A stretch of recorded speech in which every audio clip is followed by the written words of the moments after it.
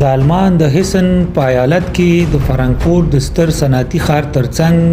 ښکلی ښار چې د مختلفو قومونو ګډ کور 15,000 خواوشا اوسیدونکي لري چې په مختلفو ژبو خبرې کوي د مختلفو دودونو خوراکونو فضا رنګینه کړې ده د اصلي اوسیدونکو نه علاوه په دې ښار کې ترکان ایټالویان د جنوبي افریقا د مراکش او تونس ځینې کورنۍ د بالکان د سربیا البانیا او په دې وروستیو وختونو کې افغانان پاکستانیان سوریایان او همداسې د اروپا د اتحادیې لکه رومانیان او بلغاریان هم استوګن دي راځئ چې نن د دې ښکلي ښار پلټنه وکړو چې څه په زړه پورې ځایان موږ ته راښیي او دا ښار د دې څمبخ ښکلی ښار دی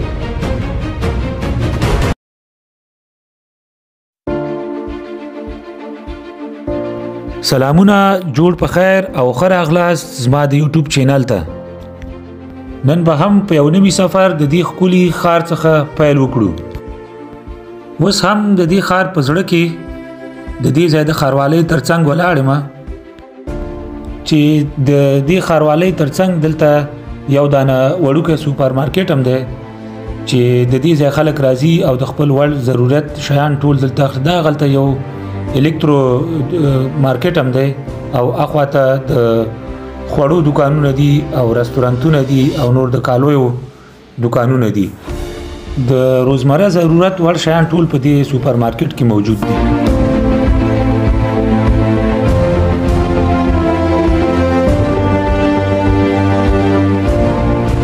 او دغه خواته چې راځو ګورو دام د دې ځای ښاروالۍ ده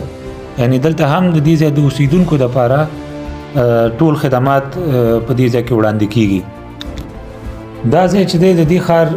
نوی ښار دی یعنی دلته چې ګورئ ټول شیان نوي جوړ شوي زوړ ښار یې بل خواته دی بیا وروسته به ورشو د زوړ ښار څخه به هم په شریکه باندې لیدنه وکړو دوستانو د دې ځای پورې که دا ویډیو خوښه شوي نو د تاسو څخه هیله کوم چې که سبسکرایب هم نه کړئ چې سبسکرایب یې کړئ او لایک او مهم شی چې کومنټ دی چې کومنټ راته وکړئ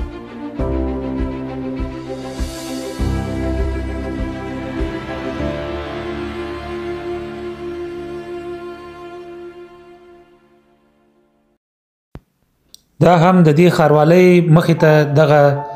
لوحو باندې لیکل شوي هغه ښارونه دي چې د دې ځای څخه ډېر لرې واټن لري یعنی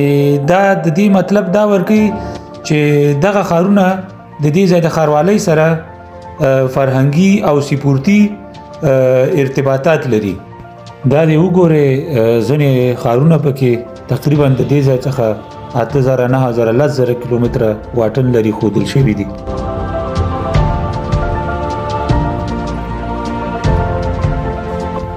د ژوند د کیفیت له پلوه د دې ځای د اوسیدونکو نظرونه هم مختلف دي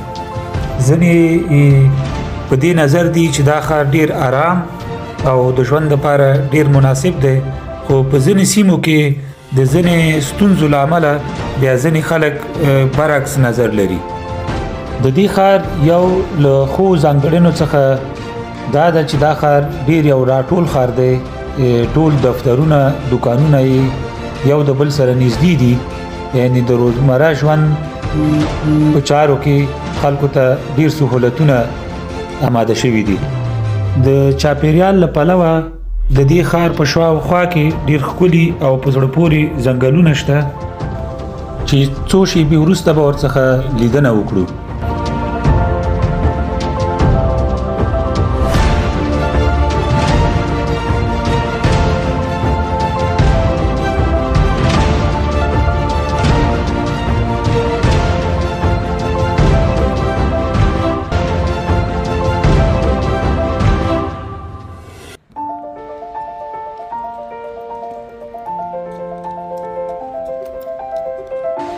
دغه بلډینګ چې تاسو ګورئ زما شاته دا د ایمیګریشن مرکز دی یعنی د دې ځای نه د هغو خلکو ژوند په آلمان کې شروع کیږي چې د لومړي ځل لپاره دلته راځي ویزا اخلي او د هغې نه وروسته اقامه اخلي، څوک کار ته راځي، څوک عزول ته راځي، څوک د یو شرایطو په اساس، څوک د بلو شرایطو په اساس. خو هغه شروع د ژوند د دغه ځای نه کېږي. البته که څوک دې ښار ته راشي، لکه څنګه مې چې درته په مقدمې کې وویل چې دا ښار د فرانکفورت ښار تر څنګه پروت دی، د هغو دوستانو دپاره به یو معلومات ورکړم که څوک غواړي چې فرانکفورت کې کار وکړي او د اوسېدو ځای مشکلات ولري، نو کولی شي په دې ښار کې هم واوسېږي، ځکه د دې ځای څخه عامه ترانسپورت په ډېر صحیح طریقه د دې ځای څخه فرانکفورت ته ځي. یعنې د دې ځای څخه په 30 منټه کې فرانکفورت ته تاسو په عامه ترانسپورت په ذریعه باندې رسېدای شئ.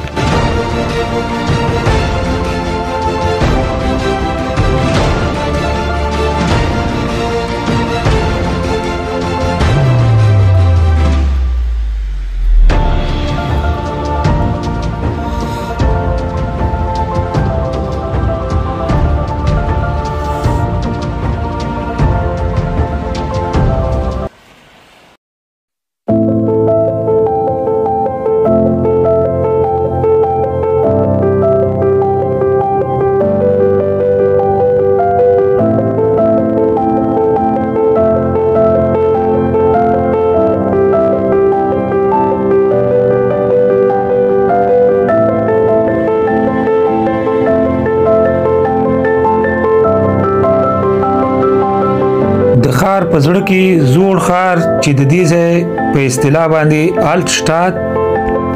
کلتوري مراسم او میلې ډېرې برخې په همدې ځای کې ترسره کیږي. په ډېر شمېر کې کافي خانې، کلینیکونه دلته موجود دي. د دې ښار تاریخ هم دلته پروت دی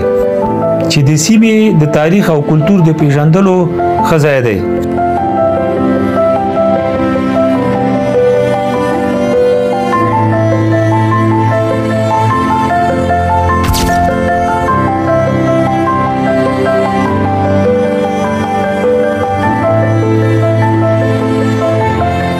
ځای چې د دې ښار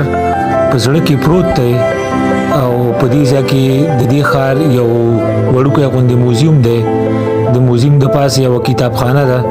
لکه که څوک غواړي چې مطالعه وکړي نو کولی شي دلته په ډېر ارامه فضا کې مطالعه وکړه. او داسې چې راځو که دغه کور ته تاسې فکر وکړئ، دا د دې تاریخي کورونه دي. یعنی هر چیرته چې آلمان ته ځئ دغسې کورونه چې ګورئ دا د دوی تاریخي کورونه دي. یعنی دې کې لرګی استعمال کړی دی، ګوره همغه د نورستان او د هغې غوندې. او دې خواته چې راځو دغلته هم یو زوړ غوندې زنګ دی، په دې باندې به یې پخوا د خبردارۍ وظیفه به یې ورڅخه اخیسته. یعنې کوم آفت به چې راته یا به چې کومه خبره وه نو دغه زنګ به په کلیسا کې کړنګېده او بیا به خلکو پوه شو چې حتمي کومه خبره ده. راځئ چې اوس په قرار د موزیم په لور باندې وخوځېږو او دننه وګورو چې څه شی پکې دی.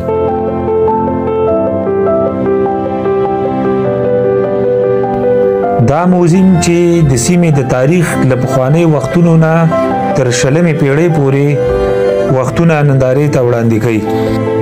د پخواني وختونو د کرنې وسایل، د خلکو د ژوند ډولونه، زاړه کورونه او کاري وسایل نندارې ته وړاندې کوي.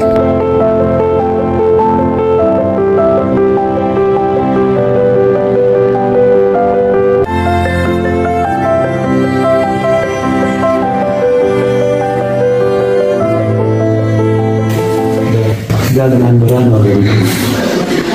دا هغه شیان چې ټول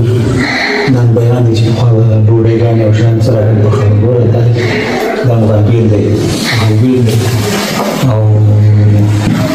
دغه خو هغه چا چې پیزا کې کار کړی که نه تنور چې هغه وباسي ډوډۍ چې وباسي دی. د سیمې د تاریخ او کلتور د پیژندلو ډیر ښه ځای دی. د کورنۍ او زده کوونکو لپاره ډیر مناسب ځای دی. هغه دوستان چې په دې ښار کې اوسیدونکي دي کولی شي چې د دې موزیم څخه په وړیا توګه لیدنه وکړي. هره یک شنبه د 3 بجو نه تر 6 بجو پورې د خلکو پر مخ خلاصي.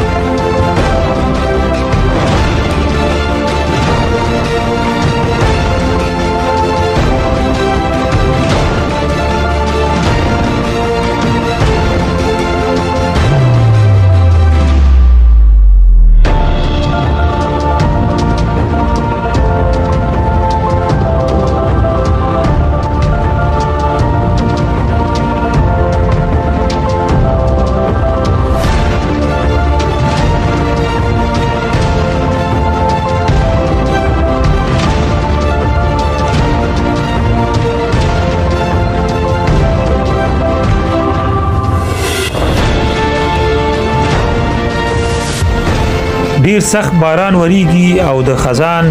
شپې او ورځې دي او زه د دې ښکلي ښار په زړه کې ورو ورو قدمونه اخلم. هوا هم ډیره مناسبه ده، نه ګرمي ده او نه یخني ده، یعنی د چکر وهلو دپاره ډیره مناسبه هوا ده. ورو ورو تیاره کېږي او ماښام را روان دی او سخت باران هم دی.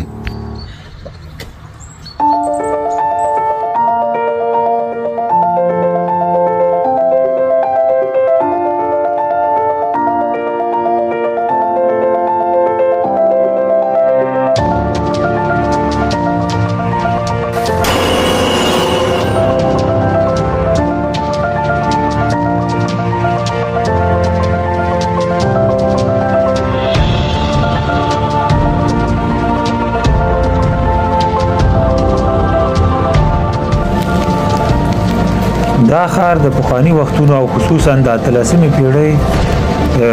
لرګین کورونه لري. هغه مخکې ما تاسو ته په موزیم کې وښوده، یعنې نیم د لرګو نه جوړ شوي دي او نیم د سیمټو نه جوړ شوي دي، عین لکه هغه نورستان او کونړ او دې ځایونو کې چې جوړ شوي دي. د دې ښار د کورونو او ودانیو بڼه اوس په پخوانی شکل باندې پاتې ده. څنګه کوڅې او لارې چې د تیږو نه جوړ شوي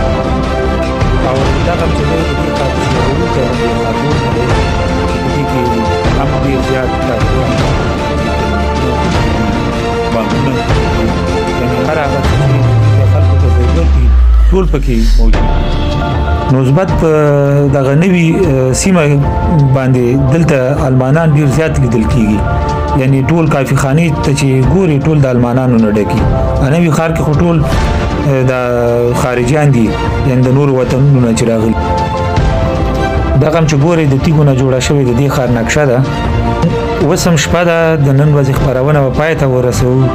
او سبا به نوې ورځ او نوې خپرونه را شروع کړو.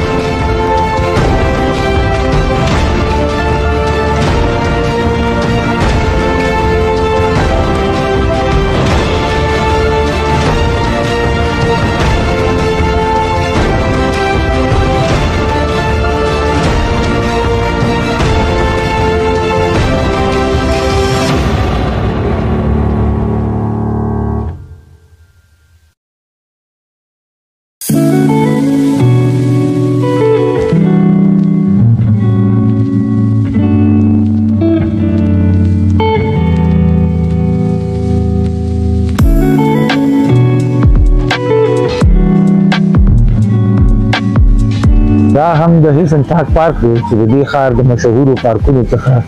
یو پارک دی. دلته اکثره دا د کوچنیانو پارک دی. دلته اکثره ډېرې مېرمنې او کورنۍ د خپلو کوچنیانو سره راځي چې کوچنیان یې دلته ساتنې وکړي، هغه وخت چې هغوی رخصت وي. یعنې دلته ډېر اوس خو شدید وخته دی، دومره بیروبار نشته ځکه چې ټول خلک مصروف دي، څوک په مکتبو کې دي او بعد د غرمې نه د مازدیګر په خواوشا کې دلته زخ ډېر بیروباري یعنې ماشومان په دې ځایانو کې تاسو ګورئ لوبې کوي او خواوشا یې ورته میندې ناست دي هغوی د ماشومان څخه څارنه کوي او په سیمون کې خپل ساعت هم تېروي نو دا یو ډېر ښه پارک دی د اکثره د میرمنو دپاره چې هغوی هم په خپل رخصت وخت کې راځي او د دې ځای نه خوند اخلي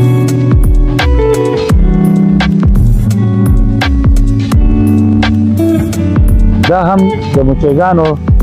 یعنې د غومبسو کور دی دلته په آلمان کې نور اروپایي هېوادونو کې خو نه پوهېږم چې څنګه حساب وي خو په آلمان کې په ډېرو دغسې پارکونو کې مچیګانو ته غومبسو ته دغسې کورونه جوړ کړي دي د غومبسو نه علاوه یې په ونو کې مرغیو ته او په مرغیو ته هم کورونه جوړ کړي دي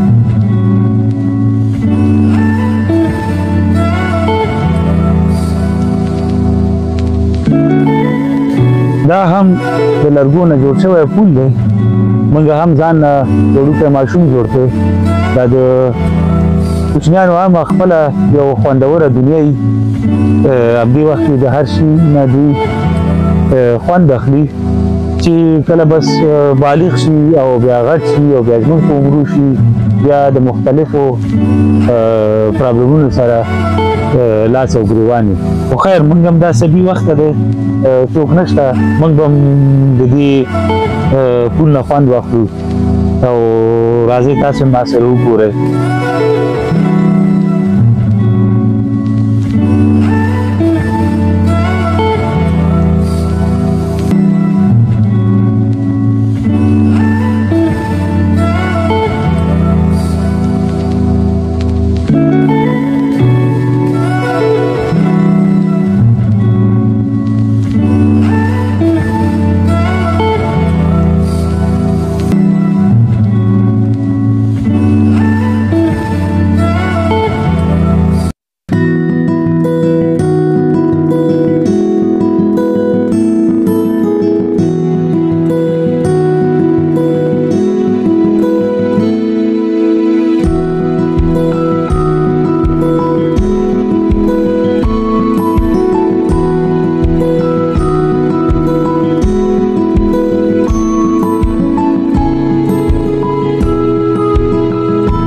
لکه څنګه چې ټول آلمان د ډېرو ښکلو شنو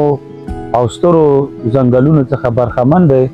د هغې جملې څخه مشهور تور ځنګل دی نو دا ښار هم د ډېرو ښکلو او شنو ځنګلونو لخوا څخه محاصره شوی دی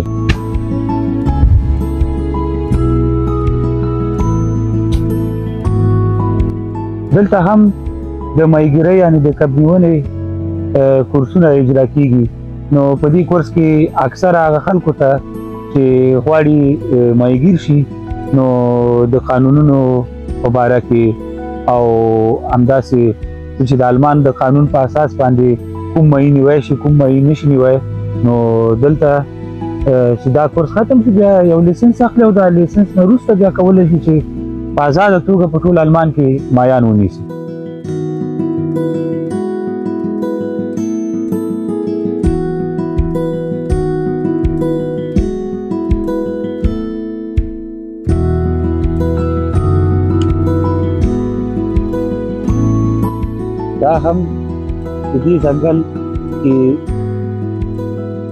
دا هم په دې ځنګل کې یو وړوکی غوندې ډنډ دی چې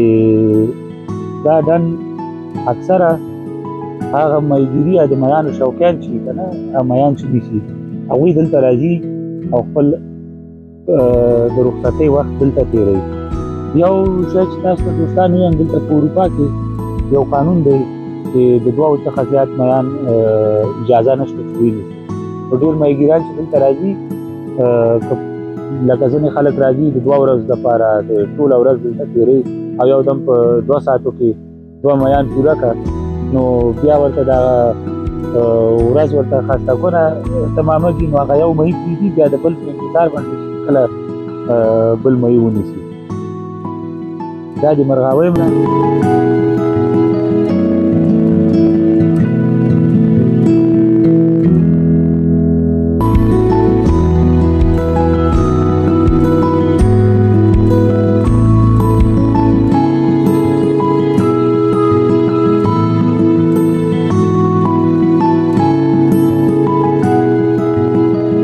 ځنګلونو کې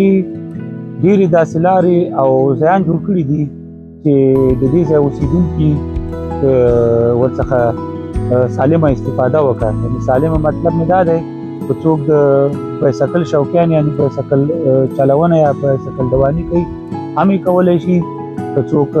منډه وي دلته د سپورټ په خاطر باندې منډه وي هغه هم کولی شي. او که د یو څو شېبو دپاره د ښاري د ګڼې ګوڼې او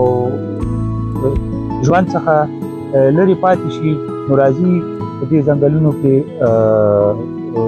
چکرې وهي او د دې ښکلې فضا څخه سالمه استفاده کوي. او په دې ځنګلونو کې مختلف ډول ژوي یا ځناور هم شتون لري چې د هغې څخه خنزیر خوږ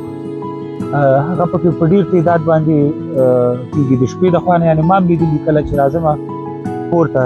په لاره کې کله کله سړک ته راوځي او بغیر د دې نه هوسۍ ده پکې سوي دي پکې او همداسې مختلف نور ژوي هم پکې شتون لري.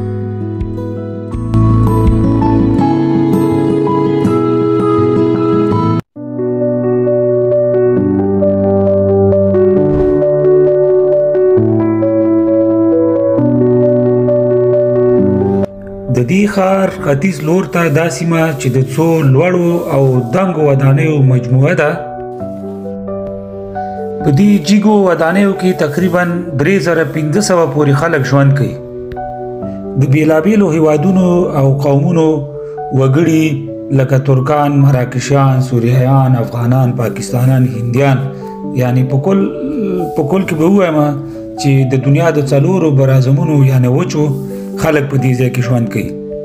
دې ګډ ژوند له یوې خوا فرهنګي رنګینۍ رامنځته کړي خو له بلې خوا یې د ټولنیزو ستونزو او ناسمې همغږۍ سبب هم شوی دی.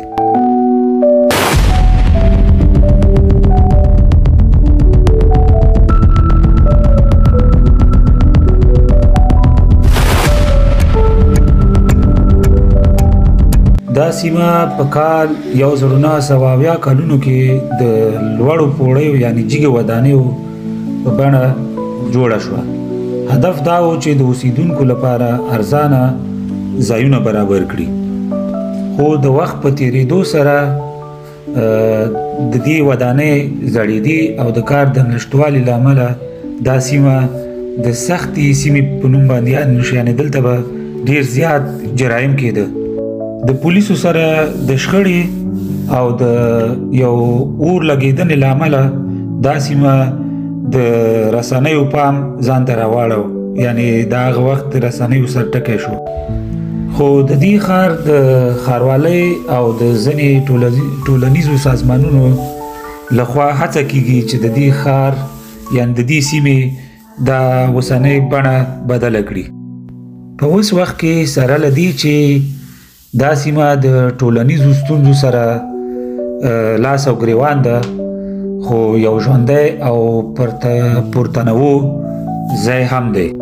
چیرته چې د نړۍ له بیلابیلو قومونو او فرهنګونو څخه یو د بل ترڅنګ ژوند کوي او هڅه کوي چې دا سیمه یو ځل بیا د سولې او تفاهم او ګډ ژوند سمبول وګرځي.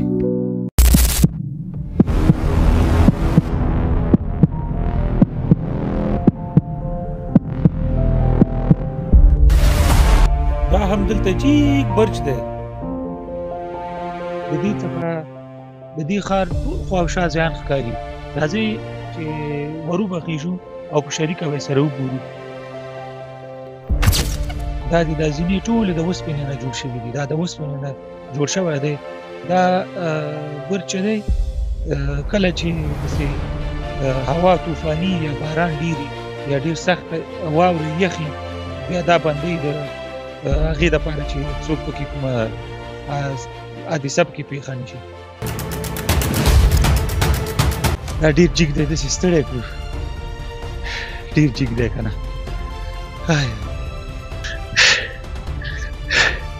ولا ډېر یې زیات ستړی کړم ډېر جګ دی که نه خو په دې باندې هر ځای چې سړی ورته راوخېږي دا دې وګورئ ښکلې منظره ده اخواته شنه شنه ځنګلونه دي او دې خواته چې راځې د چمبخ ټول ښکلی ښار ورنه ښکاري دا ښار دی ګوره ټول ښار دی او ستړی کړو نو دغلته یم یو هغه ور لګولی دی که څوک غواړي چې دوربین دی دا هم خراب دی او که نه دلته 1 روپۍ باید پکې ور واچوې چې 1 روپۍ ور واچوې بیا کېږي دا هم المان د اقتصادي ملک دی خو بیا هم د هر شي نه دوی غواړي چې فایده وکړي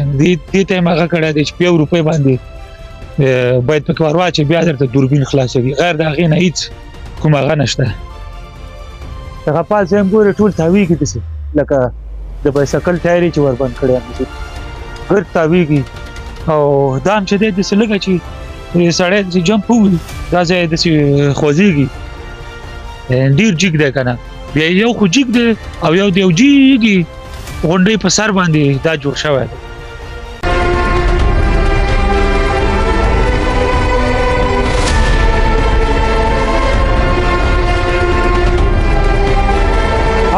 ټول د دې ښار ټوله منظره ورڅخه ښکاري دا د اوس خو د مازدیګر وخت دی یعنې مر په غورځېدلی دی دومره ډېر روښانه هغه نه ښکاري خو هغه د ټول ښار ته نه ښکاري دا ښکلی ښار دی هغې خوا ته هم ټول فرانکفورت ښار ته نه ښکاري هغه د سکای لاین هغه جګ جګ بلډینګونه ټول د دې ځای نه ښکاري د اروپا سنټرال بانک هم ته نه ښکاري یعنې دا دومره جګ دی چې دا خوا او شا منطقې ټولې ته نه ښکاري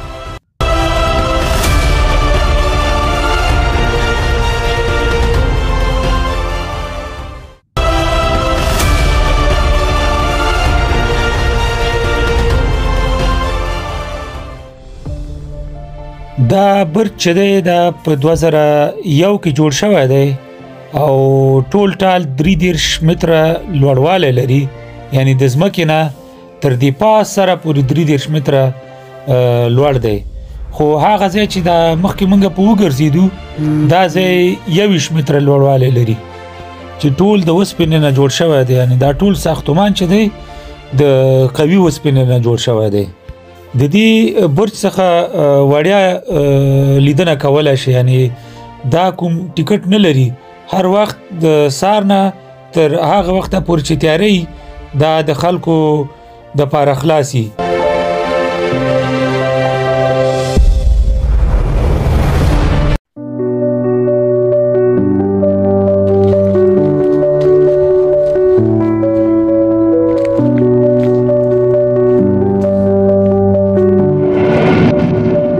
دا یو ځانګړی پارک دی چې شاوخوا 1.5 کیلومتر اوږدوالی لري هر 100 متره وروسته یو نوی فصل بیانوي چې د دې ښار د پخواني ژوند کیسه پکې د ډبرو او هنري نښو له لارې بیان شوې ده دغه غټه تیږه چې تاسو ګورئ دا هګۍ ته ورته څیره لري دا د هغه وخت یادونه کوي چې د لومړي ځل دپاره دا ښار د تاریخ په کتابونو کې ذکر شو او دغه د ریل پټلۍ چې ده دا د دې ښار د پرمختګ نښه ده کله چې په کال 1898 کې د ریل پټلۍ د دې ځای پورې راوغځېده او د دې ښار دروازې د صنعت او سوداګرۍ په لور پرانیستلې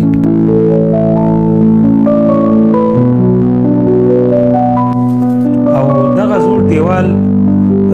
هم د هغه وخت انځور وړاندې کوي کله چې په دې ښار کې تقریبا 30 کاله جګړه وه یعنې دا جګړه د 1613 نه نیولې تر 1643 پورې دوام وکړ د جګړې ترڅنګ دې ښار د وبا سخته ناروغي هم ازمویلې ده د دې پارک ښکلا یوازې په تاریخ کې نه ده دلته هنر طبیعت او تفریح سره یوځای شوي دي که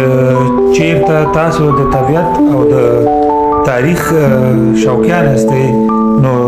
تاسو د لپاره البته د دې ځای د اوسیدونکو د لپاره دا یو ډیر مناسب ځای دی.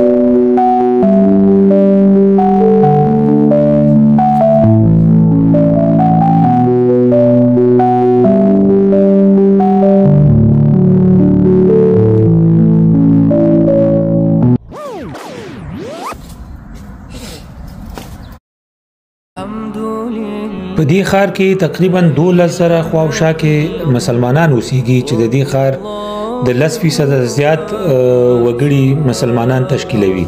په دې ځای کې دوه ستر مسجدونه وجود لري چې دا دواړه د مروکویانو او د ترکانو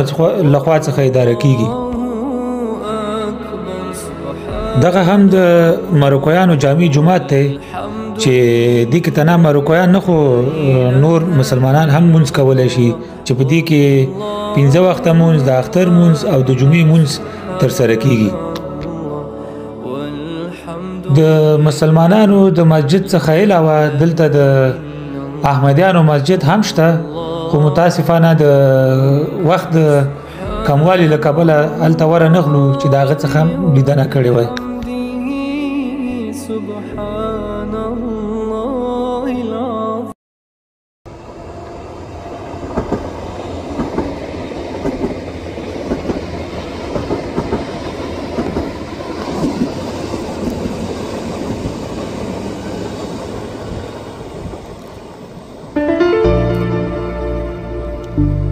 سټیشن ته او د فرانکفورت نه اخوا نورو سیمو ته هم ځي. د دې ځای څخه د فرانکفورت مرکزی سټیشن ته تقریبا 40 منټه وخت نیسي.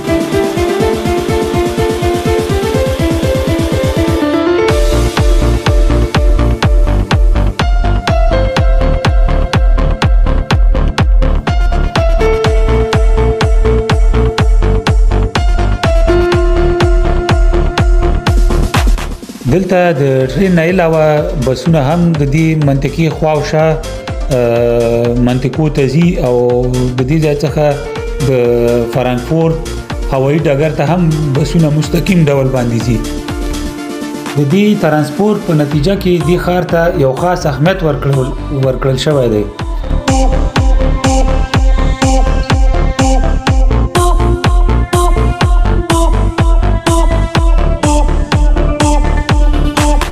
اوس وخت کې په آلمان کې یو نو ټیکټ دی چې د ډوچلند ټیکټ په نوم باندې یادېږي، یعنی تقریبا قیمت یې 55 یورو دی چې په ټول آلمان کې د اعتبار وړ دی. البته په هغو ټرینونو کې نه چې کوم ټرینونو کې تیز رفتاره ټرینونه دي.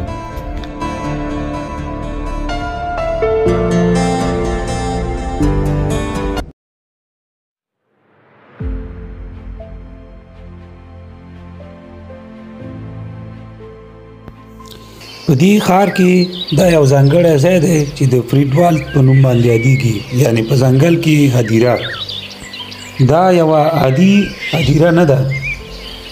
بلکې د طبیعت په زړه کې یو خاموش او تک شین ځنګل دی چېرته چې انسانان د ونو تر سیوري لاندې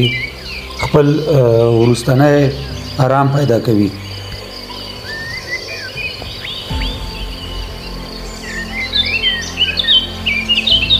په دې هدیره کې هغه خلک ښخېږي کوم یو چې نه غواړي په قبر کې ښخ شي، یعنی د دې نه مخکې خپلو کورنیو ته وصیت کوي چې ما اوس وځوئ. دلته خو ډېر خلک دي په مذهبونو باندې باور نه لري، ته ودرې دغه مایک هم جوړ کړم ورته.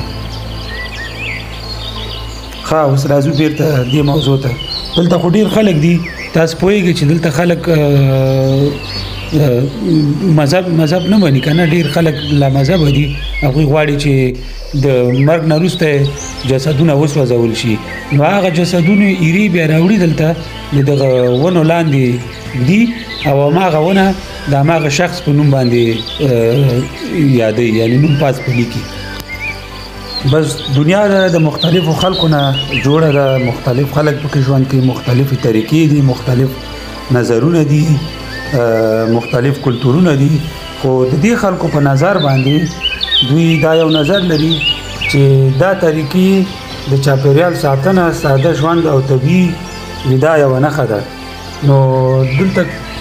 نو دلته دا نشته چې قبر راوکړي بیا هغه سیمټ کړه بیا په هغې باندې شناختې کېږي بیا په هغې باندې همداسې ورته نور همدغسې یو ساده هغه هندي فلمونو کې به م لیدلي که نه هغه کنډولک کې چې هغه ایرې راخیستي په دغسې یو شي کې بس د ونې لاندې هماغه ایره ښخه کړه او هماغه ونه د دوی په نوم باندې ونوموي. ما غوښته چې دننه ورننوځم او د دننه ځای څخه هم لږه ویډیو وکړم خو اوس یې څوک راوړی دی بیا څوک ښخوي نو اجازه نه وه چې ورننوځم.